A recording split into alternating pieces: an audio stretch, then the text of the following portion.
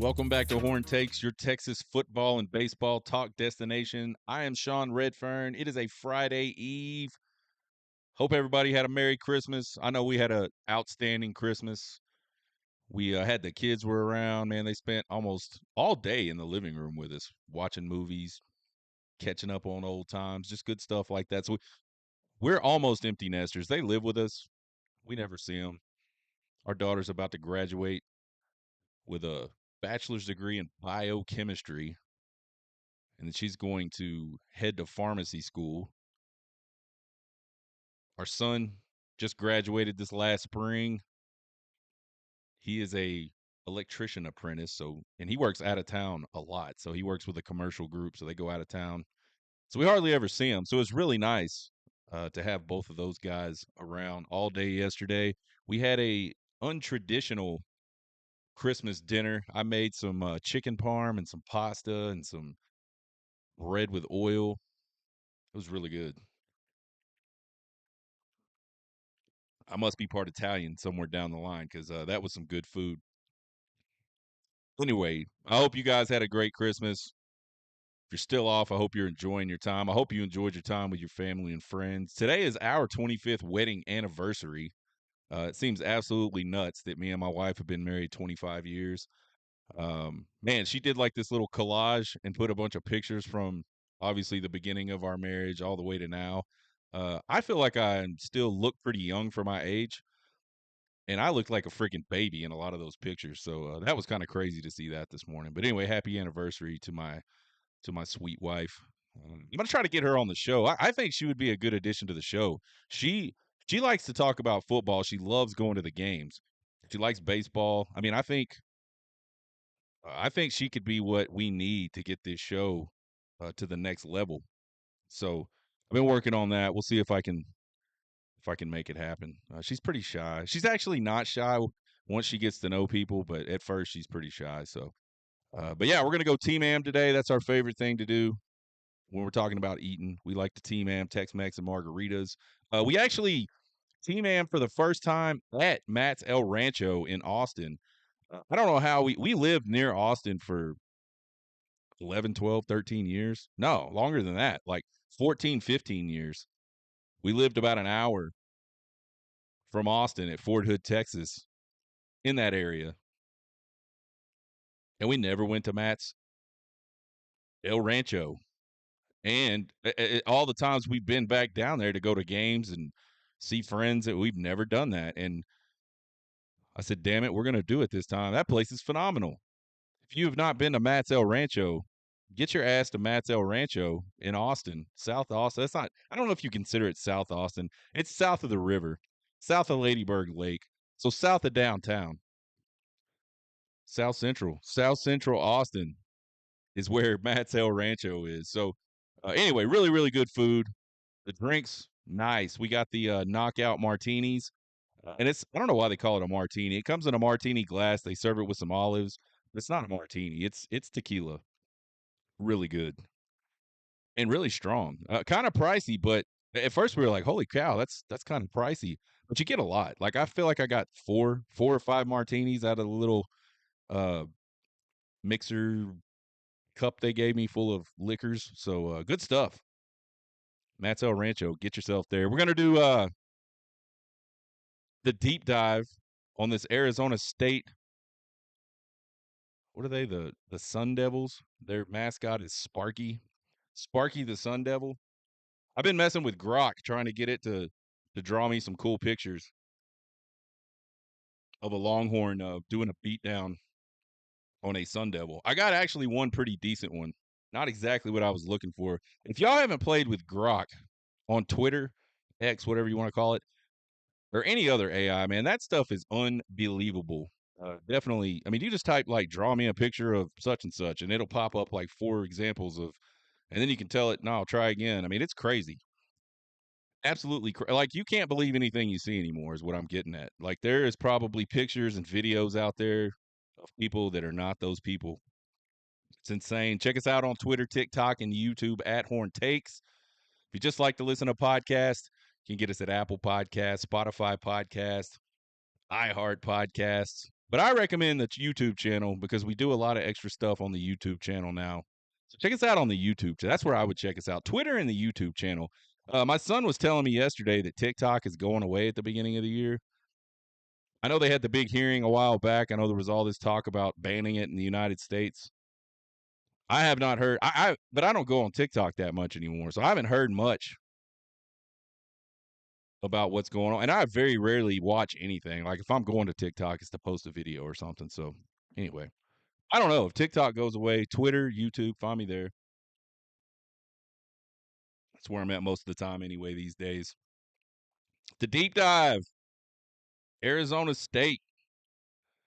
Statistically, pretty damn good team, man. I was kind of surprised. I was kind of surprised by their record. They're ranked 12th in the country. They're 11-2, 7-2 in conference. They slipped up against Texas Tech. They slipped up. Who beat them? Who's the other team that beat them? I just was talking about it earlier. Anyway, Texas Tech beat them. Somebody else, beat Cincinnati beat them. And then, I mean, they got pressed really hard. I think it was opening weekend or sometime early in the season against Texas State. So they've come a long way, I feel like. But statistically, they're actually pretty daggum good, man. Total defense, 333 yards a game. They're 28th in the country. Passing defense, 215 yards a game, 56th in the country. They're only giving up 117 on the ground. That's good enough for 22nd in the country. 21 points a game, 20th in the country. Excuse me, 22nd in the country. 20 sacks, 110th in the country. So they're not a big sack team. And you'll see why in a little bit. They're just not. I mean, they just don't get a lot of pressure. They got to bring the house. They got to bring bodies to get pressure. They're not going to get a lot of pressure with 4. Turnovers, they take the ball away pretty well. 23 on the season, 31st in the country. Third down defense, not great. 42% conversion by the opponent, 92nd in the country. Red zone defense, not great. 84% conversion, 77th in the country. But not bad. I mean, they're pretty good against the run. They're pretty good total defense. Pretty good scoring defense. So they do some things well. They do some things not so well.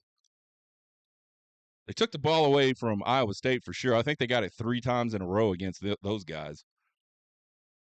Offense, pretty good. 423 yards per game, 30th in the country. Passing offense, 224, which is good for 63rd. Rushing offense, just a tick below 200. They're at 198 yards per game, which is good for 17th in the country. Scoring offense, 33 points per game. That's good enough for 25th in the country. They've only allowed 17 sacks rather. 25th in the country, sacks allowed. A lot of that is Sam Levitt. We'll talk about him in a little while. Turnovers lost. They're really good here. They've only lost 9 turnovers all season. That's good enough for 2nd in the country. Third down offense, they convert 46% of the time. That's good enough for 14th in the country.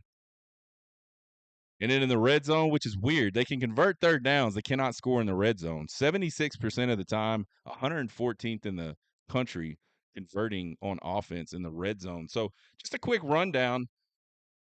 I don't know. I think when you hear Arizona State and you've seen what they've done this year, and you don't really think they're probably as good as they are in a few areas, that they're pretty good. I mean, we know they could run the ball.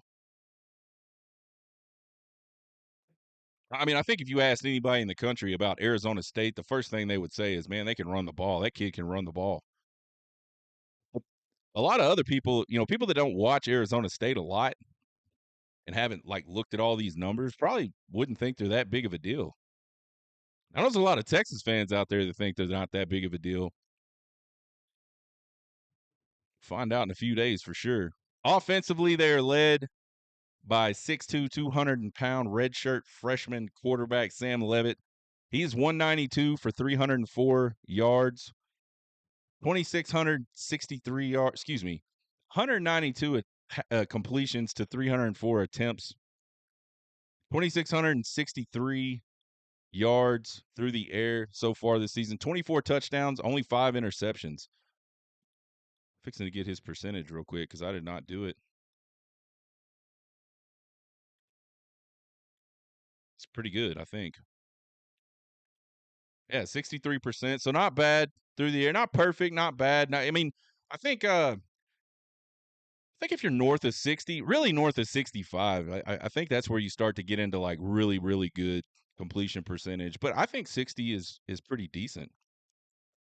He's got 97 carries this season for 383 yards, which averages out to 3.9 yards per carry, 5 touchdowns on the ground. But if you look at his gross, and we did this for Cade Klubnik last week as well, his gross, he's 97 carries for 543 yards, 5.6 yards per carry. So what happens to these quarterbacks is the sacks count against them. It's probably not that likely that Sam Levitt has lost that much yardage on real running plays. He's losing all his yardage when he gets sacked.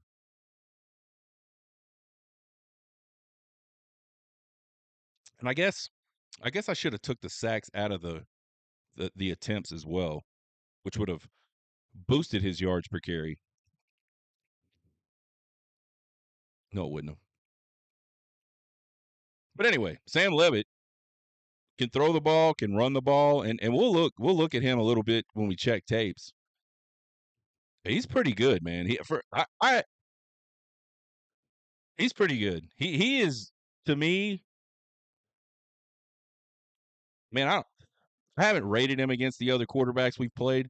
He's up there though, top half for sure. Probably top quarter, top 4 or 5. Just what I've seen. I mean, I haven't seen him play all season. We all know leading that rushing attack, 5'11", 215-pound senior running back Cam Scattaboo. He looks a lot bigger to me than 5'11", 215. I don't know if I'm buying 5'11", 215. That dude is a tank. I want to know the real weight. I want to know the real height and weight on Cam Scattaboo because it is not 5'11", 215 pounds. He's got 263 totes for 1,568 yards, 19 touchdowns. He's at 6 yards per carry.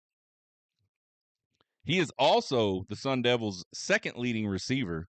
He's got 37 catches for 506 yards, 3 touchdowns. He's averaging only 13.68 yards per catch. Only. So Cam Scattaboo is their guy. And again, if you ask anybody about Arizona State and they paid any sort of attention, they know Cam Scattaboo is the guy.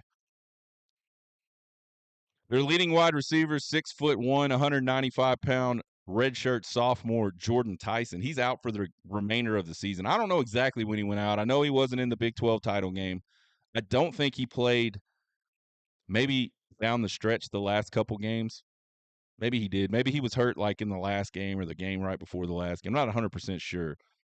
But this guy had 75 catches for over 1,100 yards and 10 touchdowns. That is a huge loss for the Arizona State offense.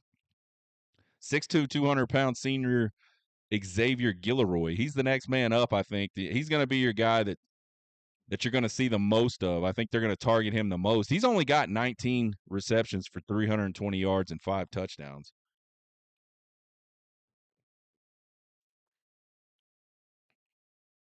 Six-four, 255-pound redshirt junior tight end Shimon Medier, 29 catches, 290 yards, 5 touchdowns. So he's active. He's a big man. That offensive line's super experienced. They're all upperclassmen. There's not a single person below a junior. All of them are transfers. In fact, almost this entire starting lineup, offensively and defensively for Arizona State, is transfers. They have done an outstanding job not only getting those kids there, but getting them to play together. That's one of the hardest parts, I think, about this whole transfer portal thing is getting these guys to play together, especially like if you're pulling guys in on the offensive line and the defensive line. There's like a comfort level people get with each other and a trust level people get with it. And offensive line is really important.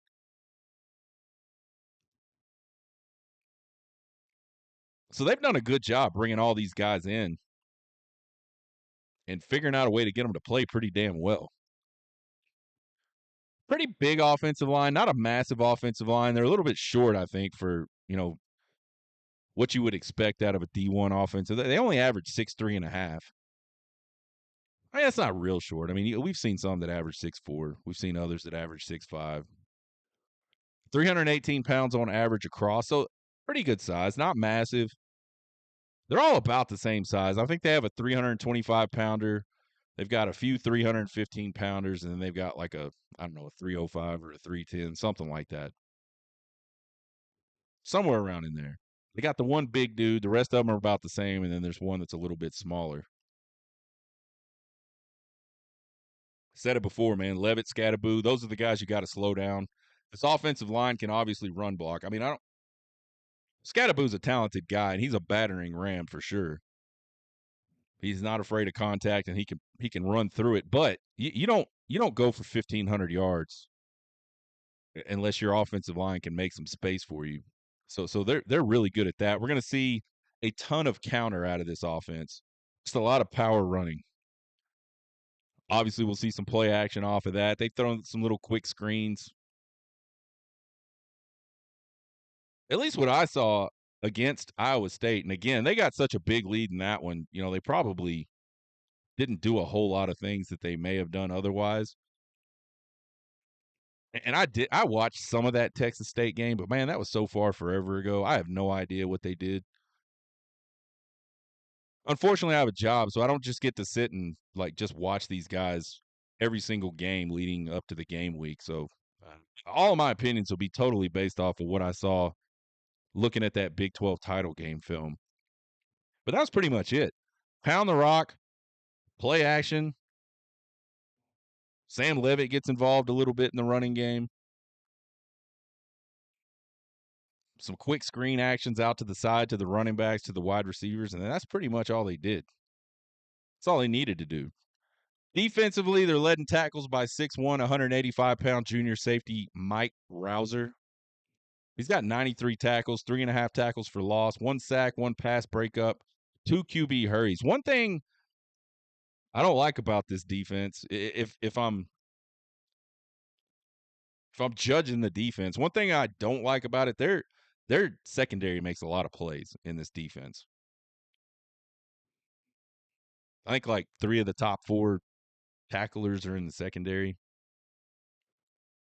6'1", 190-pound senior nickelback Shamari Simmons and 6'2", 225-pound senior linebacker Caleb McCullough. They lead ASU in tackles for loss with 7 apiece. 6'4", 240-pound junior edge Clayton Smith and 6'3", 245-pound senior edge Elijah O'Neal lead the Devils in sacks with 4. Not a big sack team. We already talked about that. 5'11", 185-pound sophomore cornerback Keith Abney II leads the team in interceptions. He's got 3. This defense, it's not special. It does a few things well.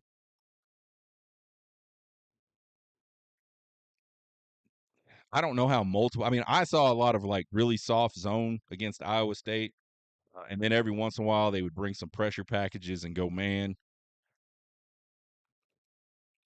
They're not very big along the defensive line. They don't have a single guy in the starting 4 that's 300 pounds at 300 pounds. They're all below. I think 295, the biggest guy.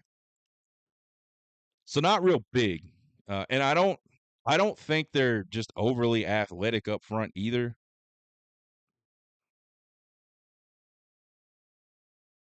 But they're pretty decent in a couple key spots. I mean, they take the ball away.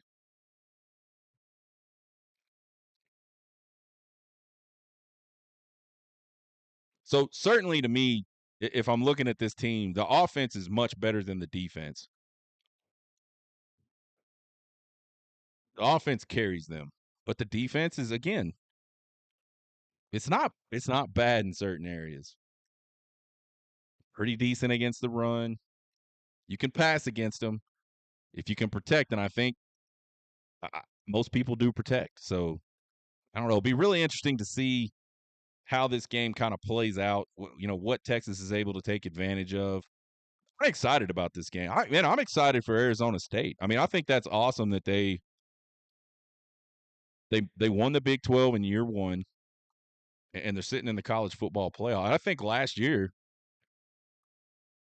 Last year at this time, if you'd have said, man, Arizona State's going to be in the 12-team playoff, I think everybody's laughing at you.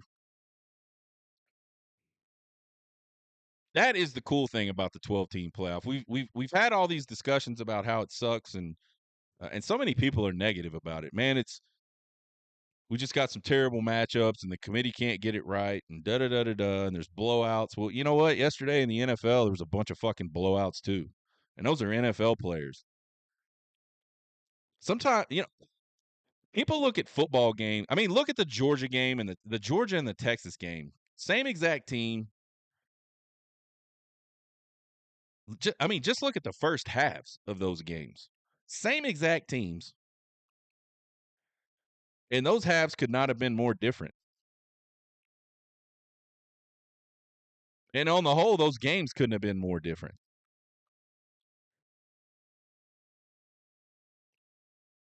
So we got to stop looking at every single game and going, oh, you know, I don't think Tennessee gets blown out by Ohio State if they played again in 3 weeks. I don't know if they beat them. I don't think they get blown out.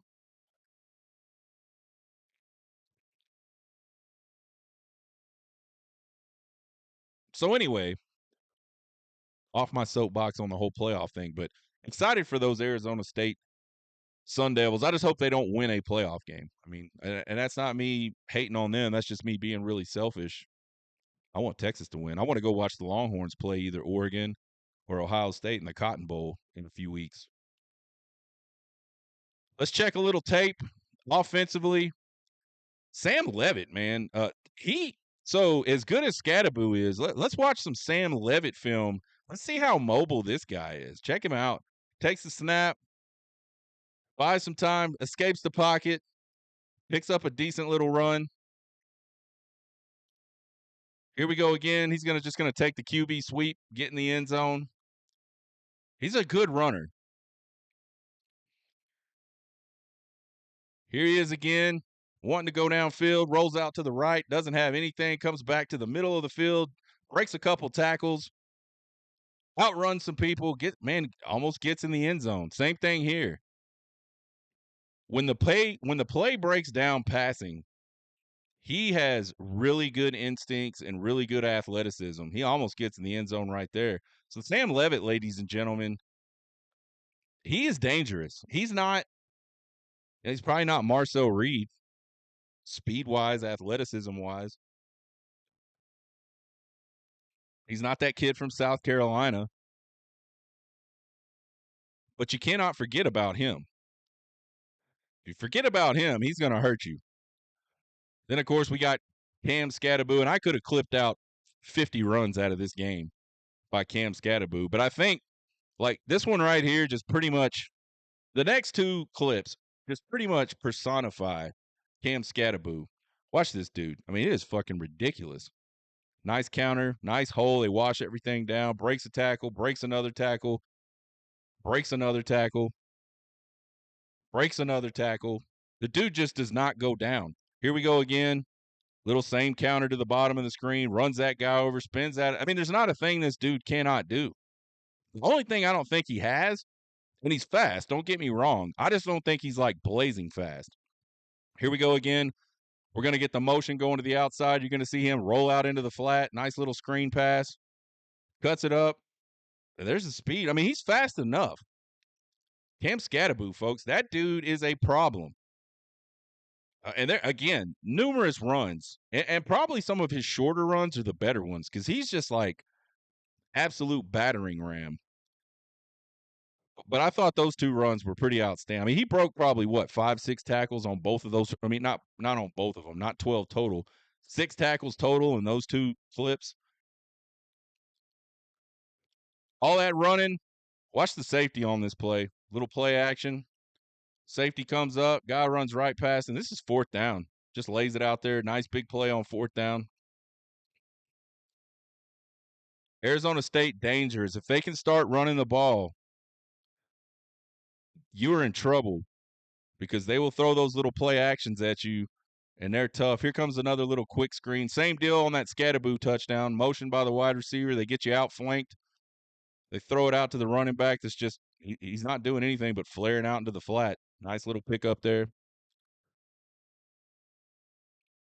Here's a little play action pass. We're going to get a rollout with this one. I like this by Arizona State because, again, Sam Levitt, he can hurt you with his arm and he can hurt you with his legs. You give him an option to do either one on a play like this. He's going to find the man in the zone. Just a simple little guy running straight down the field, guy running uh, sort of a little out route, the deep out, and then a crossing pattern, like an underneath drag coming in right under it. Flood the zone, find the open spot, throw the ball. And then here you're going to see a nice little fade into the end zone off the play action. Really good, man. They're good. I think Arizona State will test Texas's defense some. I don't. If Texas were to have a dominant performance against them, I'll be a little surprised. But I think it does start all up front. If Texas can stop the run, Arizona State's in trouble. But Sam Levitt will do things with his feet. If Texas gets a big lead, look for Sam Levitt to have one of those games where there's a lot of stats. He's going to run the ball a lot. He's gonna be able to throw the ball because he's running the ball. So I think we may be hearing again two games in a row about how the Texas defense just isn't that good. Although I would 100% disagree. I just think the Arizona State offense is pretty good. Here's a slow developing play action play, and man, these tackles, this offensive line, they don't give up a ton of sacks, but you can get them. That play looked really slow to me. Like they got around those guys really easy. I think the beauty and one of the reasons they don't get sacked a lot is because they run the ball so much, and most of their passing is off play action. So you kind of slow down the defensive linemen. They see that. They see that little fake to the running back, and it slows them down just enough to get blocks. I think if Texas gets in a situation or Arizona State gets in a situation where they're having to do a lot of drop back passing, I think the Texas defensive line is going to be a lot for that Arizona offensive line. Defensively, check this look out. Let me pause it. They're in nickel to start this out.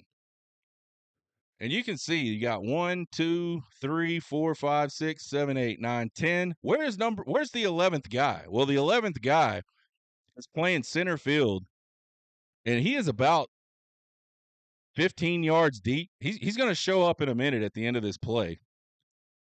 Keep watching, keep watching.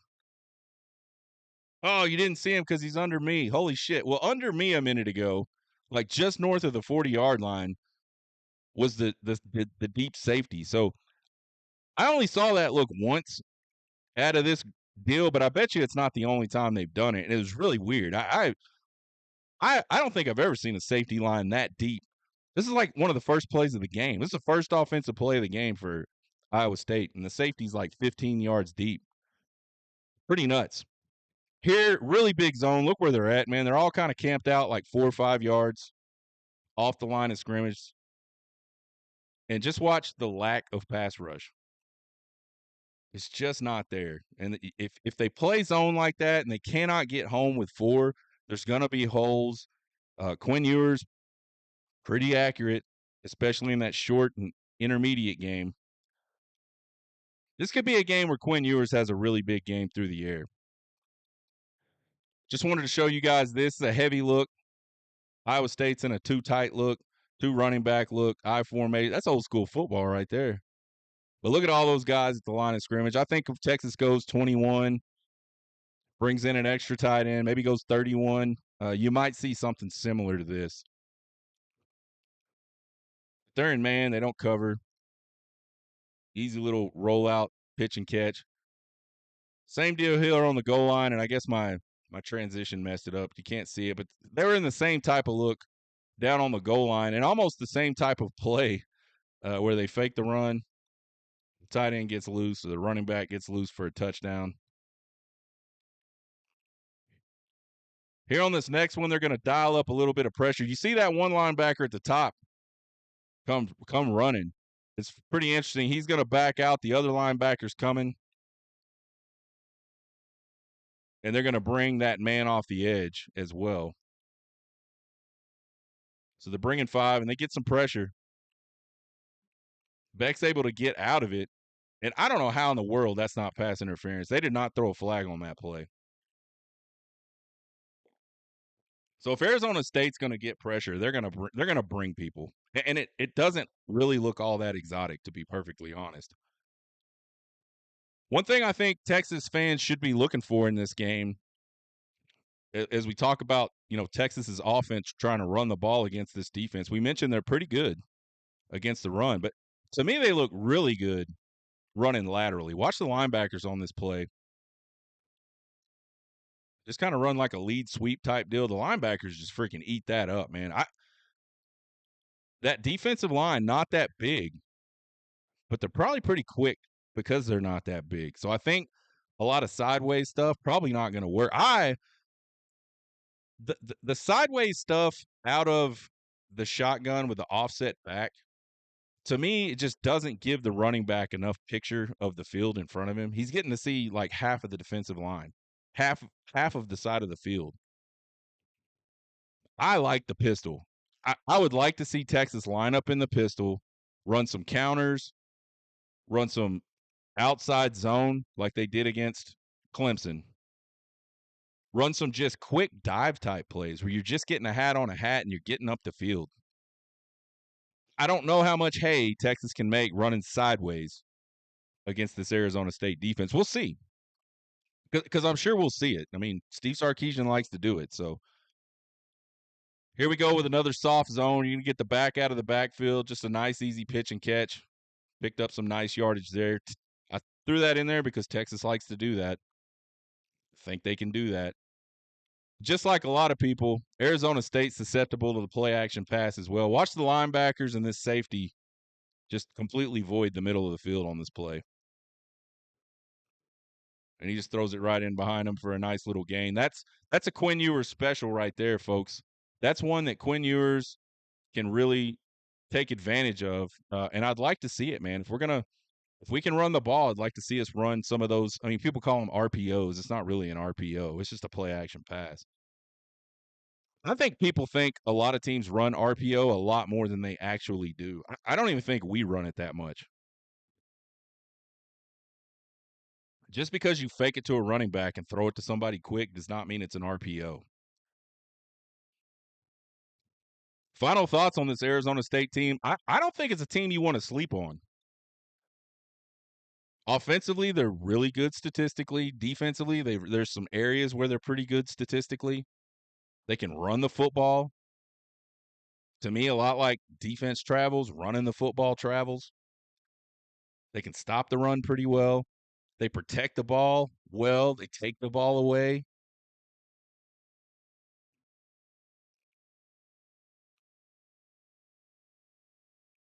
I wouldn't be surprised if this was a tough game. I mean, they're going to be ready to play, and I think they're pretty good. I think Texas is better in the trenches on both sides of the ball. And I think, we talk about it all the time. I mean, you talk about how you win football games. You win football games in the trenches. Like all the keys and all that stuff, it's basically just win the trenches. I mean, if you win the trenches, you're going to win. And I think Texas is better. I think the depth on defense Texas has way better than the depth on defense that Arizona State has. The size, speed, strength, quickness combination that Texas has defensively, especially in the front four, a lot better than Arizona State. But I like this Arizona State team. I'm not near as I'm not going to be the guy that talks about their 2 losses. And I mean, let's be honest, they didn't beat anybody great either. But they've won 11 games. And I know Kirk Herbstreit hates that teams that win 11 games get to be in the playoffs, but it's hard to win 11 games. I did a poll on Twitter the other day. That's it for Arizona State until we come back with the 4 keys and a prediction next week. But I wanted to do this poll. There's been so much talk about, is Quinn Ewers going to leave? There was that Mel Kiper tweet or whatever. It wasn't even him, but I think like on 3, something like that. kind of quoted him as saying something like, there's word in the recruiting, or not in recruiting ranks, but the scouts are saying that Quinn Ewers should seriously consider coming back for another year, some shit like that. And obviously it started a huge debate amongst Texas fans. Will he come back to Texas? You know, and there was a camp that said, there was the camp that I was in, which is, I don't think there's anything more for him to gain by coming back to Texas or going anywhere else. I mean, Quinn Ewers is what he is. And we've talked about that a bunch of times on this show this season. He is what he is. He's not the savior, probably. Still time for him to do it. I mean, he could write that book these last 3 games, certainly. And he's capable of doing it. But I think if you look at just his total body of work at Texas, he's not that guy. And that's okay. I'm not saying that to beat up on him. He's a damn good college quarterback. So I don't think there's anything for him to gain by coming back to Texas or going somewhere else for a year. I mean, he's going to be what I think he's going to get drafted pretty high anyway. And then there's the camp that's like, just absolutely, there's no damn way you let Quinn Ewers come back because you lose Arch and you can't lose Arch and da-da-da-da-da, Arch. And man, I like Arch Manning too. There's like a small contingent of Texas fans that, and it may not be that small, it's certainly loud, that have themselves convinced that Texas would be better right now with Arch Manning. And I just think there's things that Arch Manning does better than Quinn Ewers. I think like in year 3, if Arch Manning were to stay for another 2 years at Texas, I think he would be better than Quinn Ewers. But there's a lot of stuff Arch does that ain't near as good as what Quinn Ewers can do. That's the part that people see oh man, did you see that long ass run he had? Man, we could just get every first down. We'd never get stopped. Well, he got stopped a bunch in that playoff game. You see the long passes down the field for touchdowns, beautiful accuracy, perfect throws. We would kill everybody. No, he wouldn't, because he can't throw it short. He won't throw it short. You see the interceptions he threw against Mississippi State? I think it was Mississippi State. It might have been the one before that. Anyway, he started a game earlier this year. He threw he threw 2 interceptions. One of them was really, really bad. So there's things that he doesn't do as well as Quinn Ewers, and people don't look at the full picture. You got to take into account everything. You can't just go, well, I'm going to pick the good stuff, and he's better at the good stuff. It's not how it works. Long story short, put a poll up the other day on Longhorn Twitter, and this is the exact wording of the poll. And you guys tell me what you think. Somebody tried to tell me that this was confusing wording. I'll let you guys decide. If Texas were guaranteed a national championship next season with Quinn's return, but there was no guarantee that Arch Manning would return, would you take it? Yes or no? That was the poll. 634 people voted. 32% of them said they would not take a national championship, a guaranteed national championship, if they weren't sure that Arch Manning would return. Because the thinking is, if Quinn Ewers comes back, Arch is going to transfer. He's not going to sit another year. That's the traditional wisdom. And that's probably right. I mean, but 32% said if Quinn came back and they would not take Quinn coming back with a guaranteed national championship because they would lose Arch. Is essentially what they're saying. An unknown commodity. Outlook is good, but it's an unknown commodity. That's 202 people. I don't think 202 people were confused by the verbiage. And I honestly don't think that verbiage was confusing whatsoever. You guys let me know. So when you're arguing with people on the internet, just remember that. And it's probably the same dudes that are always going to tell you, you don't know ball, which is one of the nail on chalkboard ish phrases on Twitter these days, is you don't know ball.